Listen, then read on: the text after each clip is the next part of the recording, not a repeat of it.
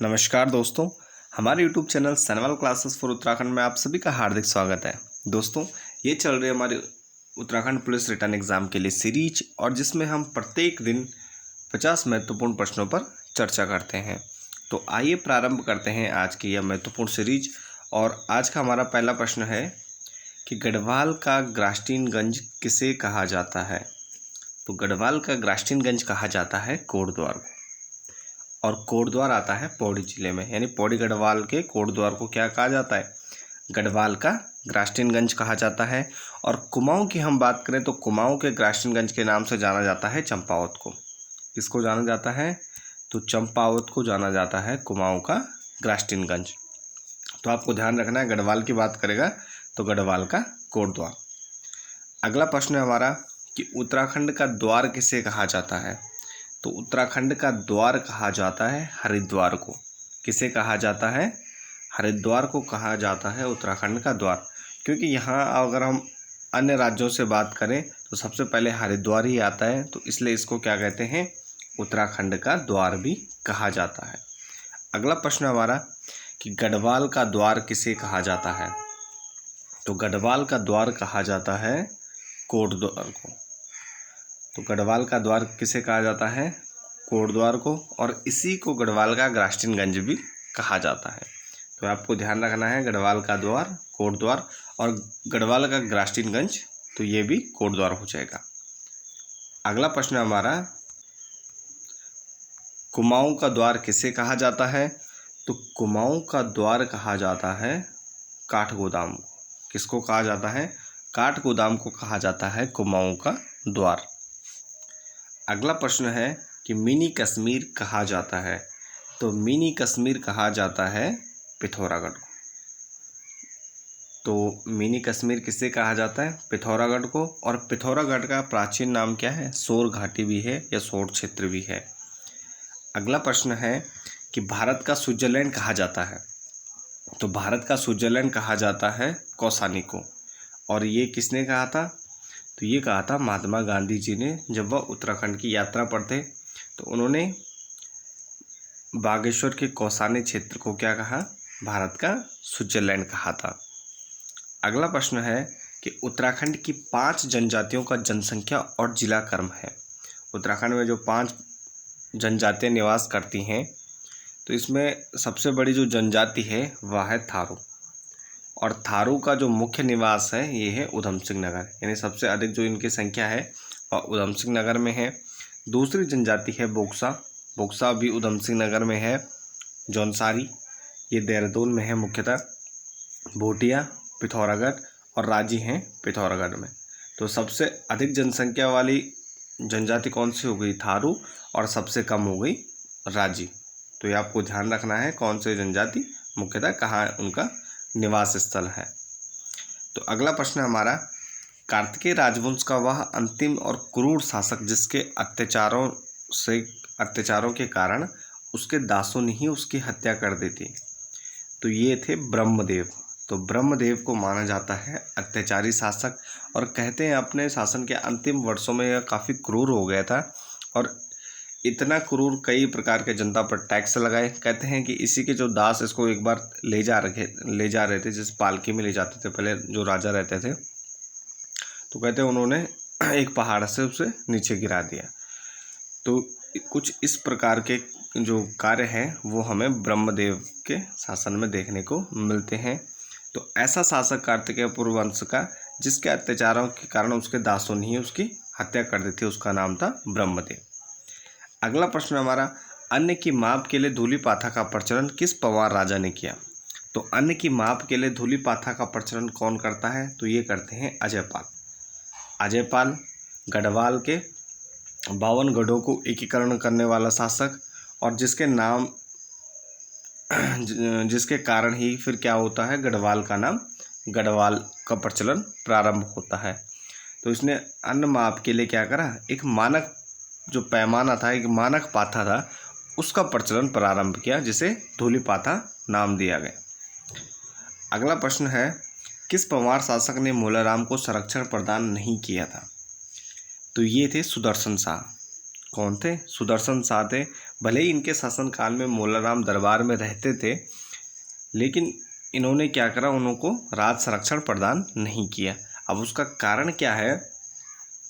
कारण ये है कि जब यहाँ पर गोरखा आए, 1804 की घटना है प्रद्युम्न शाह, तो मोलाराम ने कहीं ना कहीं गोरखों को क्या किया, उनको सपोर्ट किया।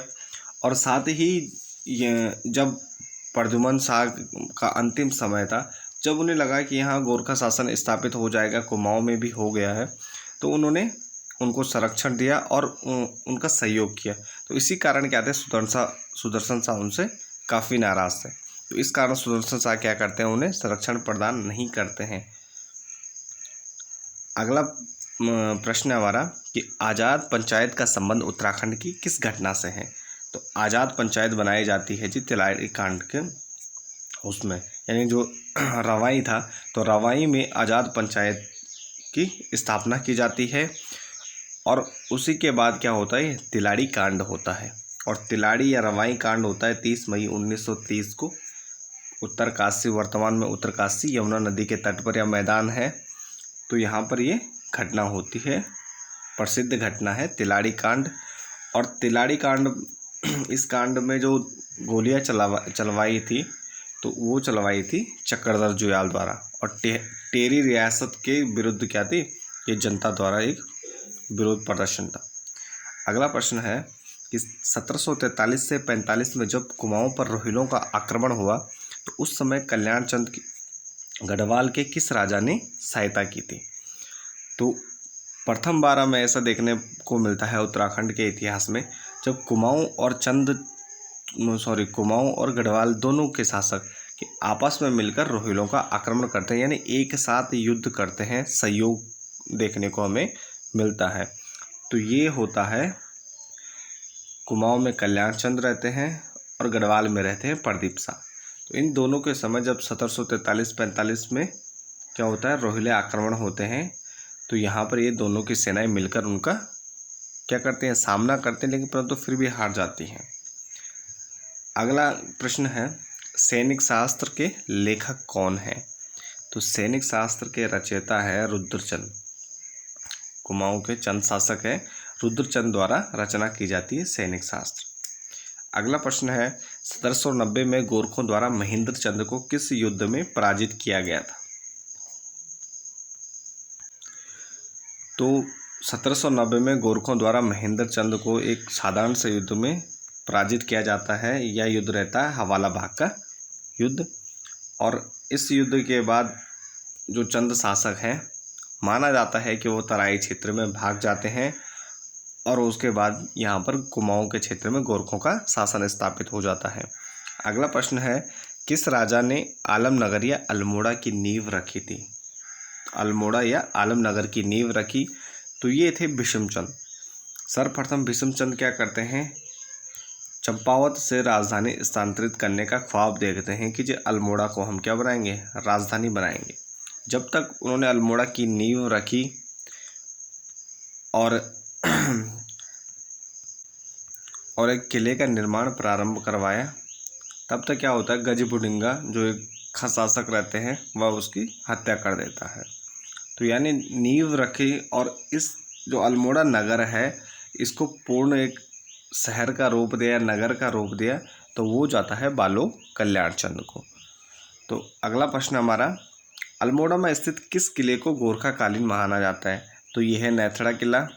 इसे क्या माना जाता है, गोरखा कालीन माना जाता है, कि गोरखाओं के शासनकाल में इस किले को बनाया गया। अगला प्रश्न है, किसे बाल साहित्य श्री सम्मान 2021 से सम्मानित किया गया है? तो बाल साहित्य श्री सम्मान 2021 से सम्मानित किया गया है ललित शौर्य को। ललित शौर्य को बाल साहित्य श्री सम्मान 2021 से सम्मानित किया गया है। अगला प्रश्न है कि देश का पहला लाइकेन पार्क कहाँ बनाया गया है? देश का पहला लाइकेन पार्क बनाया गया है जी मुनस्यारी पिथौरागढ़ में। और ये कब बनाया गया है? 27 जून 2020 को। ये काफ़ी इम्पोर्टेंट है, इसको आपको ध्यान रखना है कि उत्तराखंड के साथ साथ देश का पहला लाइकेन पार्क है जो मुनस्यारी पिथौरागढ़ में स्थापित किया गया है 27 जून 2020 को। अगला प्रश्न है, महिला चालक द्वारा सफारी कराने वाला देश का पहला नेशनल पार्क कौन सा है? तो महिला चालक द्वारा सफारी कराने वाला देश का पहला नेशनल पार्क है जी Corbett national park. Corbett national park में महिला चालक द्वारा सफारी कराने वाला देश का पहला नेशनल पार्क बन गया है। अगला प्रश्न हमारा, कुमाऊं मंडल का पहला साइबर थाना खोला गया। तो कुमाऊं मंडल का पहला साइबर थाना खोला गया रुद्रपुर में। कहाँ खोला गया? रुद्रपुर उधम सिंह नगर में। और गढ़वाल मंडल की बात करें तो गढ़वाल मंडल में पहला साइबर थाना खोला गया देहरादून में। तो कुमाऊं का रुद्रपुर में और गढ़वाल का देहरादून क्षेत्र में। अगला प्रश्न है, किस जिले में संस्कृत ग्राम बनाने की घोषणा की गई है? तो ये की गई है संस्कृत ग्राम बनाने की घोषणा अस्थायी राजधानी हमारी देहरादून में। तो देहरादून में की गई है एक संस्कृत ग्राम बनाने की घोषणा। अगला प्रश्न है कि उत्तराखंड के किस जिले में बीज दान अभियान की शुरुआत की गई है? तो उत्तराखंड में किस जिले में बीज दान अभियान की शुरुआत हुई? तो ये होती है उत्तरकाशी जिले में। तो उत्तरकाशी जिले में बीज दान अभियान की शुरुआत होती है। और इस बीज दान आंदोलन के प्रणेता कौन हैं? तो इस बीज दान आंदोलन के प्रणेता हैं द्वारिका प्रसाद सेमवाल जी। तो ये आपको ध्यान रखना है, इम्पोर्टेंट है कि बीज दान आंदोलन के प्रणेता हैं द्वारिका प्रसाद सेमवाल और उत्तरकाशी से इस आंदोलन की शुरुआत हुई है। अगला प्रश्न है, all time favourite for children पुस्तक के लेखक हैं। तो all time favourite for children के लेखक कौन है? Ruskin bond. और रस्किन बॉन्ड क्या है? All time favourite for children के लेखक हैं और इनका जो निवास स्थल है वह मसूरी है। अगला प्रश्न है कि पांचोई मेला कहाँ लगता है? तो पांचोई मेला लगता है चक्राता में, चक्राता देहरादून में, और यह लगता है 14 मई को। कब लगता है? 14 मई को पांचोई मेला चक्राता में। अगला प्रश्न है कि पिथौरागढ़ के मनीष कसनियाल ने एवरेस्ट को कब फतेह किया? तो पिथौरागढ़ के मनीष ने एवरेस्ट को कब फतेह किया? तो इन्होंने किया है 1 जून 2021। तो ये करंट अफेयर का प्रश्न है, पूछा जा सकता है। तो पिथौरागढ़ के मनीष कसनियाल ने एवरेस्ट को फतेह किया 1 जून 2021 को। अगला प्रश्न है कि इंदिरा हृदय जो पूर्व कैबिनेट मंत्री भी रहे, नेता प्रतिपक्ष भी रही, तो इंदिरा हृदय का निधन कब हुआ? तो इंदिरा हृदय जी का निधन होता है 13 जून 2021 को। कब होता है? 13 जून 2021। अगला प्रश्न हमारा कि उत्तराखंड का पहला फोक गॉड लोक देवता म्यूजियम राज्य के किस स्थान पर बनाया जाएगा? तो ये बनाया जाएगा फोक गॉड लोक देवता म्यूजियम, ये बनाया जाएगा सल्ट क्षेत्र अल्मोड़ा में। अगला प्रश्न है कि जलवायु बजट को शुरू करने वाला पहला राज्य है। तो जलवायु बजट को प्रारंभ करने वाला पहला राज्य हमारा उत्तराखंड। उत्तराखंड ने जलवायु बजट को शुरू किया है और यह शुरू करने वाला पहला राज्य भी है। अगला प्रश्न हमारा, पुलिस वाइफ वेलफेयर एसोसिएशन का गठन किसने किया है? तो पुलिस वाइफ वेलफेयर एसोसिएशन का गठन किया है अलकनंदा अशोक ने। ये वर्तमान में जो हमारे डीजीपी हैं अशोक कुमार, ये इनकी वाइफ है अलकनंदा अशोक। अगला प्रश्न हमारा कि ऋषिकेश में तहसील चौक का नाम बदलकर क्या रखा गया है? तो ऋषिकेश में तहसील चौक का नाम बदलकर रखा गया है गौरा देवी चौक। तो ऋषिकेश में तहसील चौक का नाम बदलकर रखा गया है गौरा देवी चौक। अगला प्रश्न है, माउंट लोहत्से नेपाल पर चढ़ने वाली पहली महिला है। तो माउंट लोहत्से नेपाल पर चढ़ने वाली पहली महिला है सविता कंसवाल। कौन है? सविता कंसवाल। और इनका जो संबंध है ये उत्तरकाशी जिले से है। अगला प्रश्न है कि उत्तराखंड सरकार ने महालक्ष्मी योजना की शुरुआत कब की? तो उत्तराखंड सरकार ने महालक्ष्मी योजना की शुरुआत की है 30 जून 2021 को। तो ये करंट अफेयर से संबंधित प्रश्न है और पूछे जा सकते हैं, काफ़ी इम्पोर्टेंट है। तो आपको ध्यान रखना है कि महालक्ष्मी योजना की शुरुआत कब हुई? तो ये हुई 30 जून 2021 को। अगला प्रश्न है, श्वेता वर्मा का संबंध किस खेल से है? तो श्वेता वर्मा का संबंध है क्रिकेट से। और ये पिथौरागढ़ जिले के से संबंधित हैं। तो श्वेता वर्मा का संबंध किससे है? तो ये है क्रिकेट से संबंधित। अगला प्रश्न है कि उत्तराखंड के किस स्थान पर डॉपलर वेदर रडार का उद्घाटन किया गया? तो डॉपलर वेदर रडार लगाया गया है मुक्तेश्वर में। कहाँ लगाया गया है? मुक्तेश्वर में लगाया गया है डॉपलर वेदर रडार। अगला प्रश्न है सिद्धबली जनशताब्दी एक्सप्रेस 10।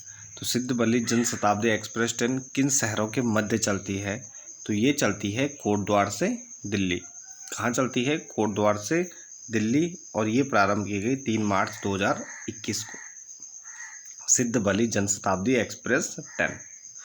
अगला प्रश्न है पुलिस में महिला कमांडो स्क्वाड को शामिल करने वाला उत्तराखंड कौन सा राज्य बना? तो यह बना है चौथा राज्य। पुलिस में अब महिला कमांडो स्क्वाड भी देखने को मिलेंगी उत्तराखंड पुलिस में। अगला प्रश्न है कि उत्तराखंड का पहला डिजिटल रेडियो का नाम क्या है? तो इसका नाम है ओहो रेडियो ऐप। क्या है? ओहो रेडियो ऐप। तो यह उत्तराखंड का पहला डिजिटल रेडियो स्टेशन भी है। अगला प्रश्न है कि देश का पहला वन चिकित्सा केंद्र कहाँ बना है? तो देश का पहला वन चिकित्सा केंद्र बना है रानीखेत के कालुका में। देश का पहला वन चिकित्सा केंद्र बना है रानीखेत कालुका में। अगला प्रश्न है कि 2021 में उत्तराखंड का सर्वश्रेष्ठ थाना किसे घोषित किया गया है? तो ये किया गया हल्द्वानी में उत्तराखंड के सर्वश्रेष्ठ थाना। तो हल्द्वानी के एक थाने को क्या किया गया है? देश का सर्वश्रेष्ठ थाना घोषित किया गया है।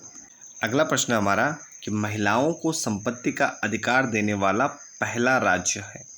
तो महिलाओं को संपत्ति में अधिकार देने वाला पहला राज्य कौन सा है? उत्तराखंड है। अगला प्रश्न है किस जिले में 5 मुंह वाले सुरंग मिली है?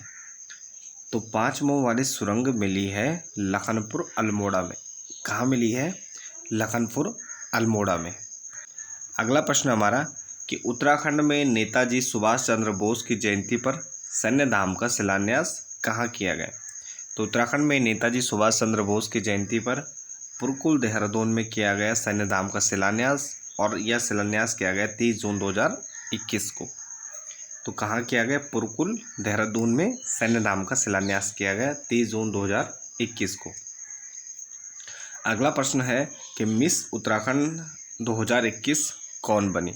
तो मिस उत्तराखंड 2021 बनी है शालिनी डोभाल, और यह उत्तरकाशी जिले से संबंधित है। तो मिस उत्तराखंड 2021 बनी शालिनी डोभाल। अगला प्रश्न है कि 2021 में उत्तराखंड का पहला बाल थाना कहाँ खोला गया? तो उत्तराखंड में 2021 में पहला बाल थाना खोला गया है डालनवाला देहरादून में। कहाँ खोला गया है? डालनवाला देहरादून में। तो देहरादून में ही पहला बाल थाना खोला गया है उत्तराखंड में। अगला प्रश्न है कि कुछ प्रमुख पार्क हैं और कहाँ स्थापित किए गए हैं? तो ये आपको ध्यान रखने हैं। कवक पार्क स्थापित किए गए हैं मुनस्यारी। कवक पार्क कहाँ स्थापित किया गया है? मुनस्यारी। पॉलिनेटर पार्क है हल्द्वानी में। मॉस गार्डन है खुरपाताल। मॉस गार्डन कहाँ है? खुरपाताल में या नैनीताल में। ट्यूलिप गार्डन कहाँ है? मुनस्यारी में। और थीम पार्क स्थित है कंडोलिया पौड़ी में। थीम पार्क कहाँ है? कंडोलिया पौड़ी में। Moss garden Khurpatal, pollinator Haldwani में, और कवक पार्क कहाँ है? मुनस्यारी में। तो अगला प्रश्न हमारा खैनी कपैनी कर का संबंध किससे था? तो खैनी कपैनी कर का संबंध था कुली बेगार प्रथा से। खैनी कपैनी कर का संबंध किससे था? तो ये था कुली बेगार प्रथा से। अगला प्रश्न है कि सांग चोकला दर्रा कहाँ स्थित है? तो सांग चोकला दर्रा है उत्तरकाशी और तिब्बत के बीच। तो यानी उत्तरकाशी जिले में हो जाएगा। तो सांग चोकला दर्रा कहाँ स्थित है? तो उत्तरकाशी और तिब्बत के बीच है। आज का हमारा अंतिम प्रश्न है कि नील नदी का वृक्ष किसकी रचना है? तो नील नदी का वृक्ष नामक जो रचना है यह है हिमांशु जोशी की। तो हिमांशु जोशी की है नील नदी का वृक्ष नामक रचना। तो ये थे हमारे आज के 50 महत्वपूर्ण प्रश्न। तो इसके साथ ही इस वीडियो को यहीं पर समाप्त करते हैं। बने रहें चैनल के साथ। धन्यवाद।